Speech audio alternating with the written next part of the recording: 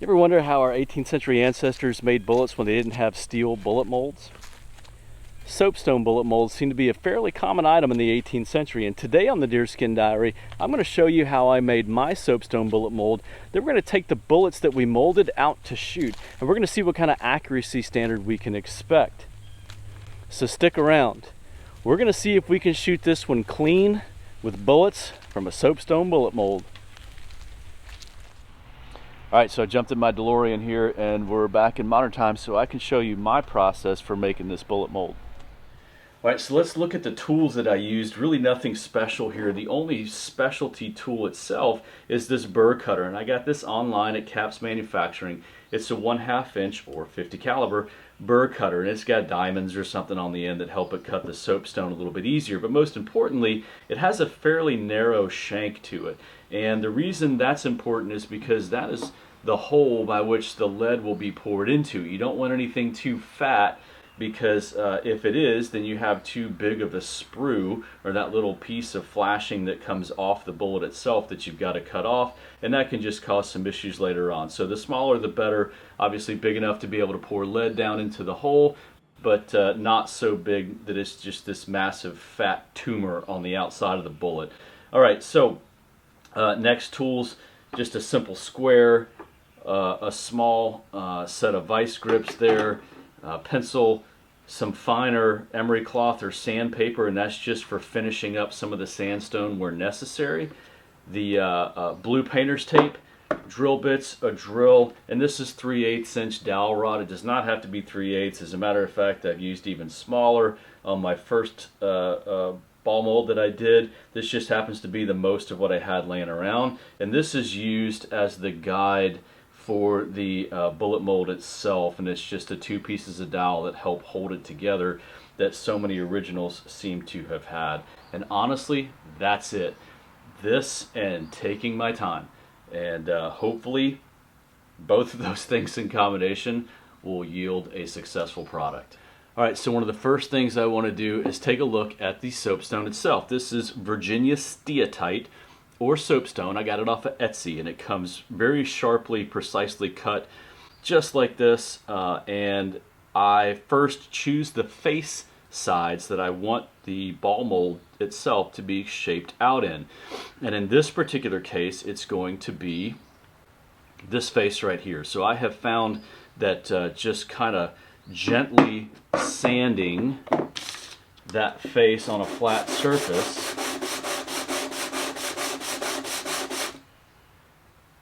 can really help with the finished product potentially. And you can see on the sandpaper there how easy this stuff is to work. As a matter of fact, it's so easy that, like wood, if you go too quickly, power tools for example, things escalate very quickly with power tools. So you've just got to be careful and take your time. Again, sanding the face edges just a little bit.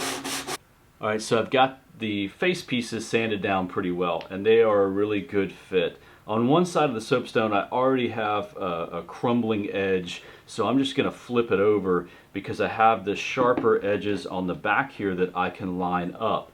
Because what I need to do next is line these up just perfectly flush along this back edge so that I can tape these pieces together and get them perfect for the marking process, because the next thing we'll need to do is mark holes on either end of the bullet mold, drill all the way through both pieces to add the dowel rod pieces to hold these things together.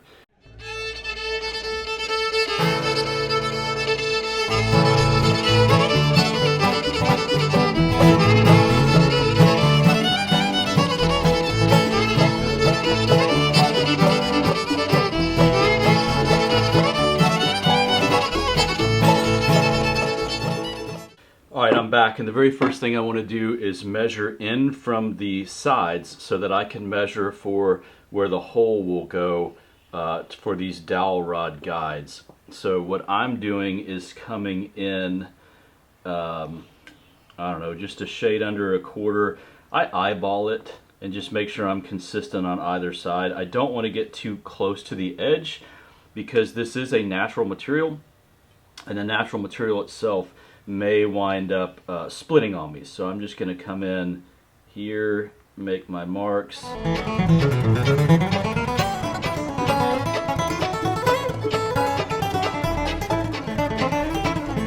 And I'll center these up here in just a second. I'm just going to measure the center point here, draw a line down the center of it, so I'll have crosshairs where I want that drill bit to go. One little trick that I do, and I learned this from a master horner or maker of a powder horn, is to go ahead and bring these lines all the way over and around the piece itself, and that just gives me an idea as I'm drilling where the drill bit is going. It just gives me another guide, another reference point to try to keep these as straight as possible.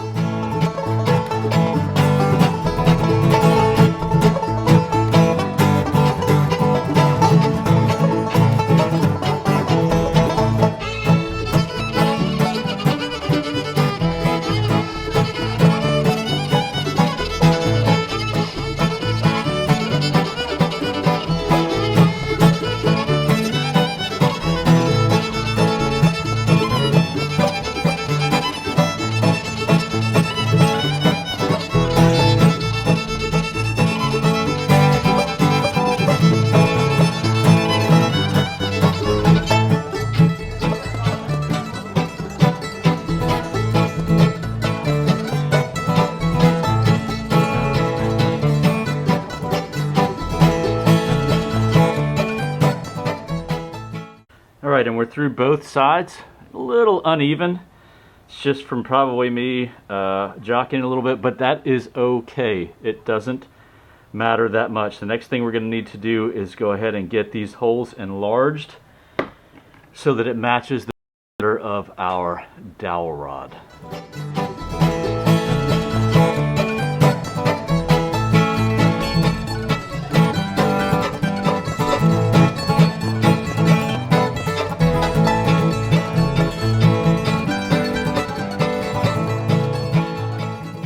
It's going to take a little bit of shaping of the dowel rod, but it's going in with no real issue, and it's going to help align these pieces. So we can consider that part done, with the exception of sanding down this dowel rod.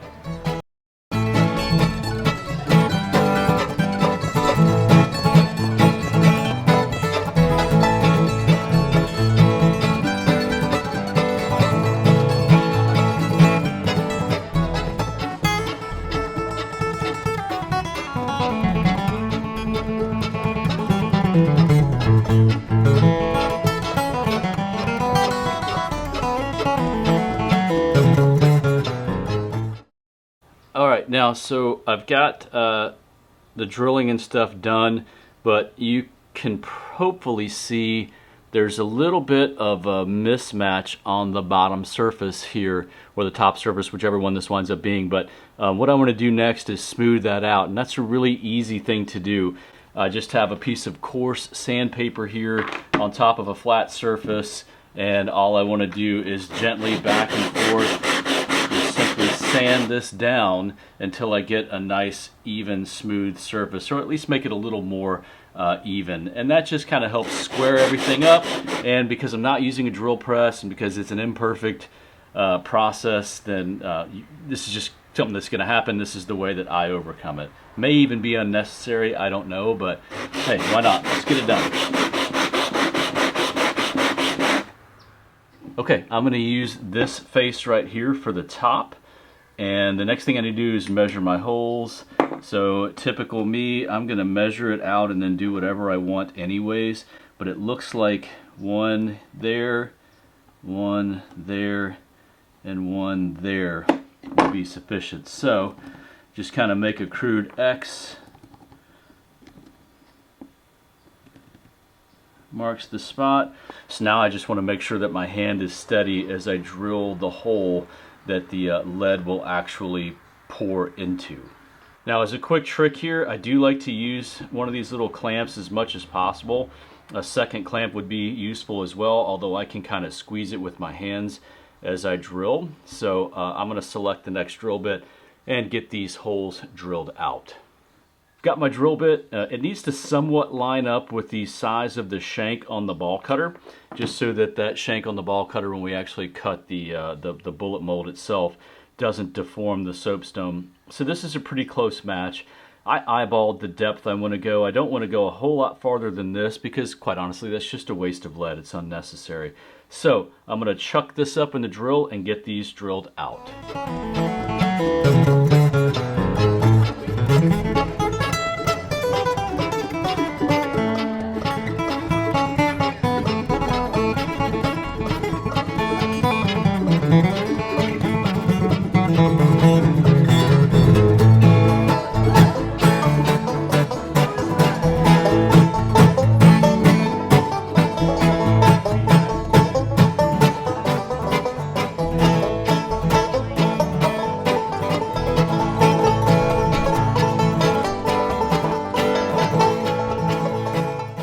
We've got our holes drilled out. Let's pull it apart and see. I think it looks pretty good. Pretty even distribution on each side. And the next thing we need to do is line up the burr cutter itself to actually cut the chambers for the ball itself. All right, so here we are at the end of the process, and it's the part of the process that's wrought with the most peril. So a big chance to screw this whole thing up right now. So we're gonna go as slow as we can and take our time. What we wanna do is get this ball shape superimposed or cut into the inside of the mold where each of these 3 pore holes are. And in order to get that perfect shape, the easiest way that I have found to do this is to attach this router collar to my Dremel so that the router itself will hold itself in place, and then I eyeball where it's going to go.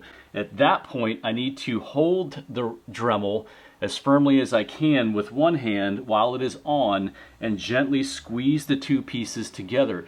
But I have to do each of the 3 holes in segments because that dust is going to build up as it cuts.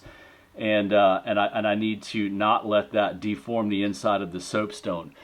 The most important thing here is just holding everything as still as possible so that it is unable to shift and move, which would cause an oblong shape to the bullet.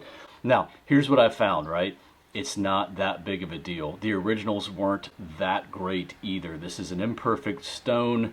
Using an imperfect process, we're going to get imperfect results. I'm probably going to wind up saying that several times throughout this particular video. It is what it is. We're going to get it done, and let's see what we got.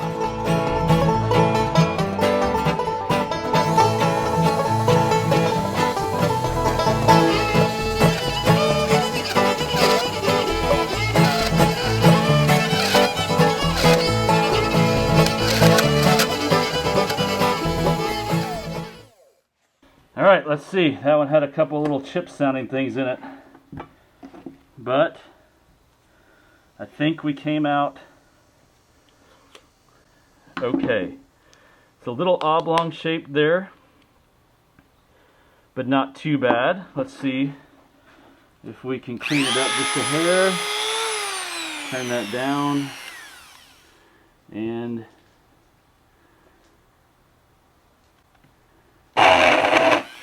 okay, just going in a hair like that. Remove this dowel rod, and we'll do the same right here.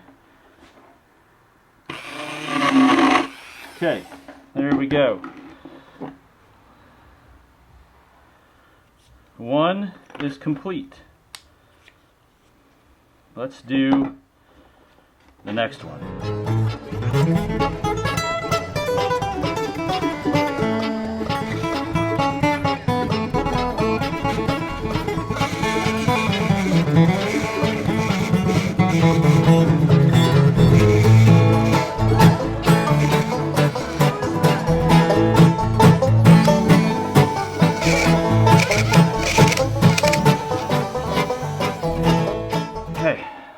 How we did there.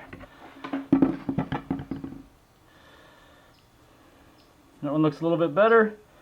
Got a couple little wings in there, but that's just from the soapstone itself. Okay, and cleaning out the dust from in between is helpful also. Just helps keep everything from binding up.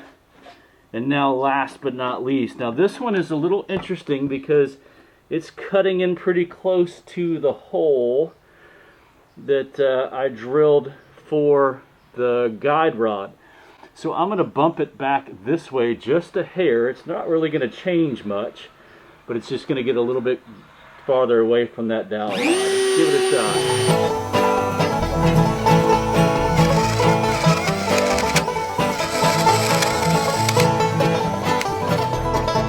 Okay.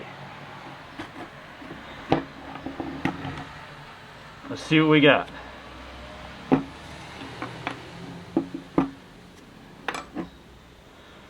Alright, so there it is.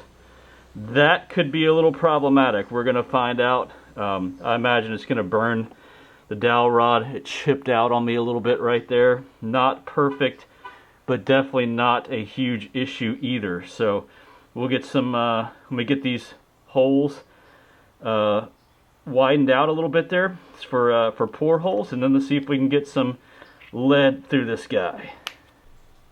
Alright, and last but not least, what I'm going to do is just elongate these, or drill these out just a little bit better. Doesn't take much. And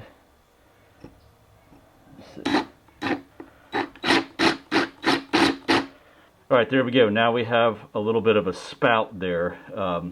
This one's going to turn out a little odd. I'd like to see how this one will actually pour. And the next step, let's see what we got.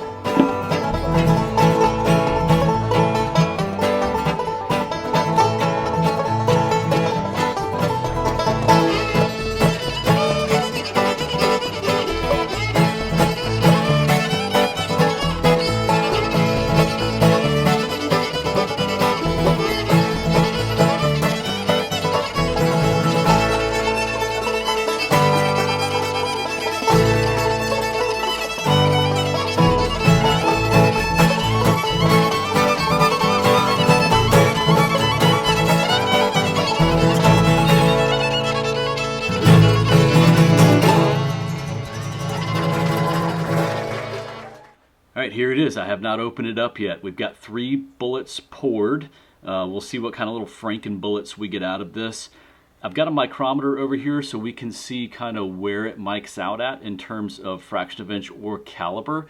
And man, yeah, you can already start to feel the soapstone warming up a little bit just from these 3 bullets that we've poured. So okay, we got 1 that's fallen out, 2, and 3.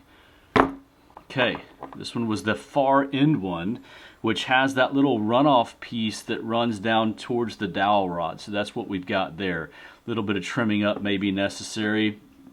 This one actually already broke off, and I guess I poured it wrong because it didn't come out to be a true ball shape, which the shape of the inside of the mold is. So that was a mispouring issue with temperature. And the third one actually looks pretty good. It's got a bullseye shape in it from the rotary cutter.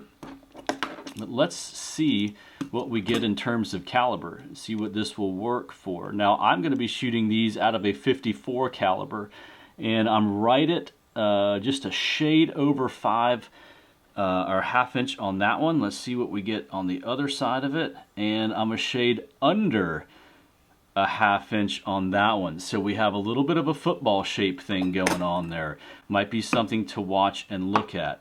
And then the other successful one here, let's see what we've got going on with it. I've got just a shade under a half there and right at a half there. So we have 2 somewhat oblong football shaped projectiles. But my theory is these are going to work. We may need to look at orientation to the barrel. I don't know yet, but my theory is shooting these 50-ish caliber round balls out of a 54 caliber barrel will work. And we were able to make them out of a simple piece of soapstone. For more information on soapstone bullet molds and other accoutrements carried by long hunters and market hunters, I encourage you to check out the May-June of 2024 edition of Muzzleloader Magazine. There's an article in there by Nathan Kobuck that also has a photo of a soapstone bullet mold made by Jason Melius, who's currently over at Fort Dobbs, and he reproduced one that's an original from an archaeological dig at Bethabara, or Bethabara, depending on how you pronounce that. So what we need to do next is go out and shoot these things. And that's what we're going to do. And I think I'm going to leave the distance this time at an even 50 yards. I'm not going to bring it closer to me at the 25, because I want to see truly both what my shooting abilities are and what the ballistics capability, or consistency at least, would be with these oblong shaped bullets from this soapstone bullet mold.